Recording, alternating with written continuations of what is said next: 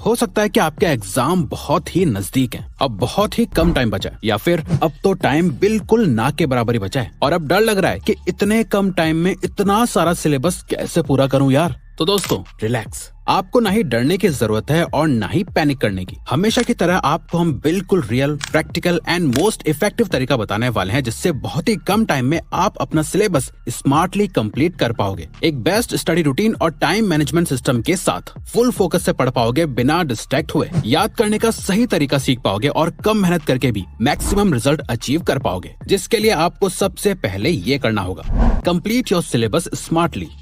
अब आपको ये तो बहुत अच्छे से पता ही होगा कि इतने कम टाइम में आप सब कुछ तो पढ़ नहीं सकते और ऐसे समय में आपको सब कुछ पढ़ने की कोशिश भी नहीं करनी चाहिए, क्योंकि ज्यादातर स्टूडेंट्स अपने एग्जाम से कुछ दिन पहले पैनिक मोड में आके यही गलती करते हैं। वो एकदम स्टार्टिंग से एंड तक सब कुछ याद करने की कोशिश करते हैं और एग्जाम के दिन सब कुछ भूल जाते हैं। इसीलिए ऐसे टाइम पे आपको स्मार्टली स्टडी करने की जरूरत है, यानी आपको अपना फोकस सिर्फ उन टॉपिक्स और चैप्टर पर लगाना है जो एग्जाम के लिए सबसे ज्यादा इम्पोर्टेंट है। और ये जानने के लिए कि आपको क्या क्या पढ़ना है, आप अपने किसी क्लासमेट से पूछ सकते हो और पिछले 5 साल के प्रीवियस ईयर के क्वेश्चन पेपर्स को एनालाइज कर सकते हो, या इंटरनेट की मदद से पता करो कि ऐसे कौन कौन से चैप्टर्स हैं जो सबसे ज्यादा इम्पोर्टेंट है और जिनमें से ज्यादा क्वेश्चंस बार बार हर साल आते हैं। और अब इन चैप्टर्स को भी 3 एरियाज में डिवाइड करो, important chapters, very important chapters and very very important chapters. आपको बुक के 50% चैप्टर्स पे फोकस करना है। अब क्योंकि आपके पास टाइम कम बचा है, इसीलिए आपको अभी अपना सारा फोकस सिर्फ वेरी इंपॉर्टेंट चैप्टर्स और very very important chapters and topics को पढ़ने में लगाना है। और अगर आपके पास इनफ टाइम बचा है तब आप इंपॉर्टेंट चैप्टर्स को भी पढ़ सकते हैं, लेकिन इन चैप्टर्स में भी 80-20 परेटो प्रिंसिपल को अप्लाई करो और उन टॉपिक्स पे ज्यादा फोकस करो जिनसे आपको मैक्सिमम रिजल्ट मिलेंगे। और जब आपको क्लियर हो जाए कि आपको क्या क्या पढ़ना है और कितना टाइम किसे देना है, उस हिसाब से आपको अपने टाइम को भी डिवाइड करना होगा, जिसे आप इस कॉन्सेप्ट का यूज करके कर सकते हो। इसे कहते हैं the frills technique. University of Melbourne में कंडक्ट हुए एक लेक्चर में सबसे इफेक्टिव टाइम मैनेजमेंट टेक्निक को सिखाया गया था, जिसका नाम है फ्रिल्स, यानी frequent regular intensive limited sessions, जिसका आसान भाषा में मतलब बस इतना है कि अगर आपको एक स्टडी मैराथन करनी है जहां आप पूरा दिन पढ़ाई करोगे, तो ध्यान रखो कि आपके स्टडी सेशंस छोटे मगर इंटेंस होंगे, जिससे आप बर्नआउट होने से बचोगे और सारी चीजों को अच्छे से समझ के पढ़ पाओगे। फॉर एग्जाम्पल, मान लो आपका टारगेट है कि आपको दिन के 8 घंटे पढ़ाई करनी है, तो सुबह 8 से 10 बजे तक पढ़ाई करो, आधे घंटे का ब्रेक लो, फिर 10:30 से 12:30 तक 2 घंटे और पढ़ाई करो, फिर 2 घंटे का ब्रेक लो, 2:30 बजते ही वापस पढ़ाई करना स्टार्ट करो, 4:30 बजे तक 2 घंटे पढ़ाई करने के बाद एक 3 घंटे का ब्रेक लो, फिर 7:30 से 9:30 तक 2 घंटे का एक लास्ट सेशन करो। पर रिवर्स इससे आखिर होगा क्या? फ्रिल्स टेक्निक का यूज करके आपने 8 घंटे पढ़ाई तो करी, पर साथ ही आपको 5 घंटे से भी ज्यादा का ब्रेक टाइम भी मिल गया, ताकि आपके ब्रेन को भी बीच बीच में रेस्ट मिलता रहे, ताकि उससे पढ़ा हुआ याद रहे। वहीं अगर आप 10 घंटे पढ़ना चाहते हो तो आपका शेड्यूल कुछ इस तरह दिखेगा। इस तरीके से पढ़ने से आपके ब्रेन को ज्यादा प्रेशर फील नहीं होता और आप सब कुछ अच्छे से याद रख पाते हो। अब आप समझ गए होंगे कि सुबह 6 बजे उठकर रात के 12 बजे तक बिना कोई ब्रेक लिए नॉन स्टॉप पढ़ाई करने से आपका फायदा नहीं बल्कि उल्टा नुकसान ही होगा।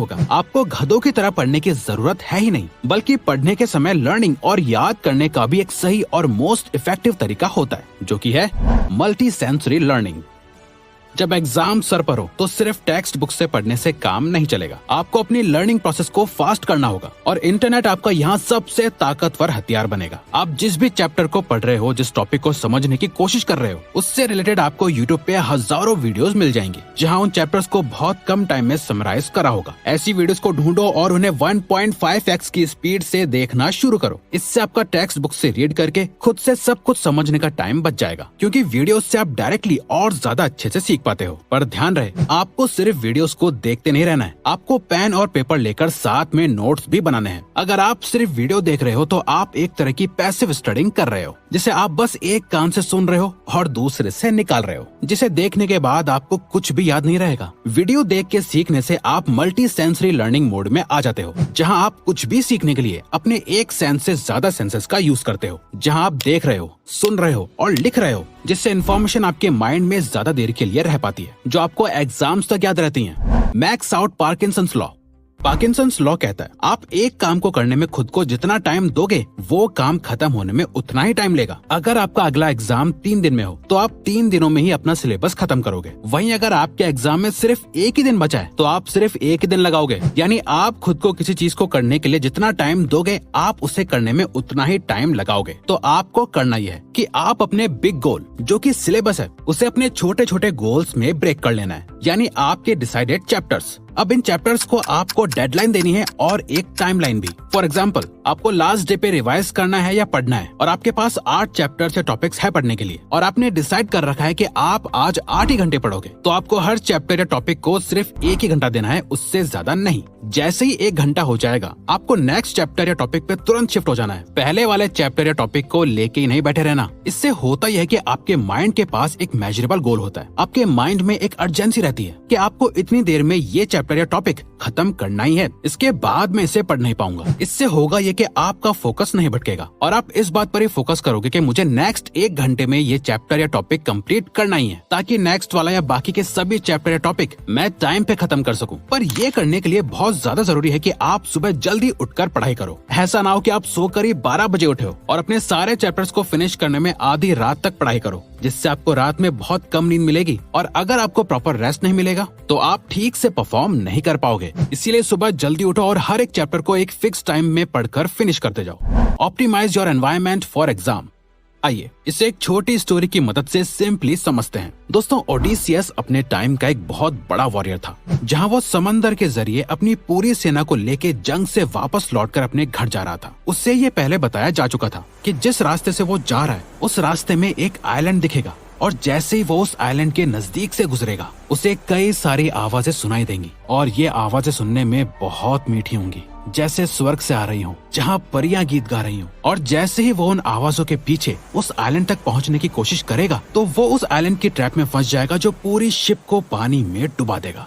अपने जहाज और सेना को इस ट्रैप से बचाने के लिए ओडिसियस ने अपनी सेना के सभी लोगों से कहा कि अपने कान बंद कर लो, ताकि वो उस आवाज को सुनकर उस आइलैंड तक पहुंचने की कोशिश ना करें। पर साथ ही ओडिसियस खुद उन आवाजों को सुनने के लिए बहुत उत्सुक था। वो सुनना चाहता था कि वहाँ से कैसी आवाजें आती हैं जो लोगों को अपने जाल में फंसा लेती हैं। इसके लिए उसने अपने सभी सेलर से कहा कि मुझे शिप के ऊपर ले जाकर मेरे हाथ पैर को रस्सियों से बांध दो और मैं चाहे कितना भी रोऊं या गिड़गिड़ाऊं, जब तक हम उस आइलैंड के पार ना गुजर जाएं, मुझे बिल्कुल भी खोलना मत। अपने चीफ की बात सुनते हुए सेलर्स ने ओडिसियस को बांध दिया और जैसे ही वो आइलैंड नजदीक आया उसे स्वर्ग की सारी मधुर आवाजें सुनाई देने लगी। वो रोने लगा, गिड़गिड़ाने लगा, रस्सियों को खोलने की भीख मांगने लगा। पर किसी भी सेलर ने अपने चीफ को दिया हुआ वादा नहीं तोड़ा और उनका जहाज सेफली उस आइलैंड से बहुत दूर निकल गया। तो इसी तरह एग्जाम के दिनों में जो चीज आपको पढ़ने से रोकती है वो है डिस्ट्रैक्शंस, जिन्हें आप इस टाइम पर बिल्कुल अफोर्ड नहीं कर सकते। इसीलिए अपने आप को ओडिसियस की तरह अपनी किताबों से बांध लो और एक डिस्ट्रैक्शन फ्री एनवायरनमेंट क्रिएट करो, ताकि आपके फोन की नोटिफिकेशन की आवाज, दोस्तों और फैमिली की बातें या कोई भी आवाज आपको अपने गोल से भटका ना पाए। पढ़ाई का सही एनवायरनमेंट क्रिएट करने के लिए सबसे पहले तो एक ऐसी जगह चूज करो जहाँ शांति हो, कोई शोर ना सुनाई दे और कोई डिस्टर्ब ना करे।